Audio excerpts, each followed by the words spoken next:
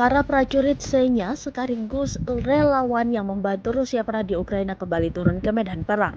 Bahkan pasukan yang diturunkan kini tak tanggung-tanggung jumlahnya. Dalam video yang beredar di media Telegram Selasa 22 Maret 2022, nampak para prajurit menaiki sejumlah kendaraan untuk bergegas perang.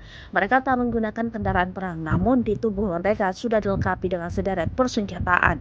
Raut wajah gembira mereka terpancar dan begitu ceria menyambut perang tersebut.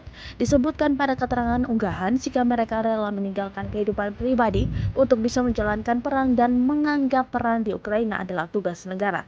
Ini hanya sebagian kecil dari mereka yang ingin mengabdi pada negaranya. Ribuan sukarelawan dan petugas penegak hukum dari Republik Chechnya bersemangat untuk perang.